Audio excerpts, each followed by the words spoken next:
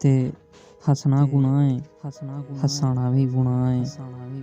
King तूंबा वंजली वजाना भी गुनाह है। बार बार बोतलां च वेचना सवाब है, पीना भी गुनाह है, पिलाना भी गुनाह है। सुने आए उत्थे बस हाँ करी जानी है, सुने आए दिल दी सुनाना भी गुनाह है। हत्थां विच हत्थ पा के फिरना फजूल है, सीने नाल सज्जना नूं लाना भी गुनाह है।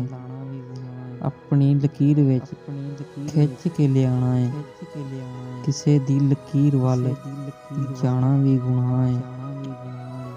गल सुन जिथे भेड़ चाल दा रवाज है, बंदा उत्थे बंदे नूं बनाना भी गुनाह है। ईद उत्ते एक बीबी टीवी उत्ते आण के आखदी सी चुमना चमाना भी गुनाह है। सुने आए हौली हौली निम्मा निम्मा बोल के सुत्ते होए लोकां नूं जगाना भी गुनाह है। तौबा तौबा तौबा तौबा तौबा तौबा करी जा, गीत कोई सुनना सुनाना भी गुनाह है।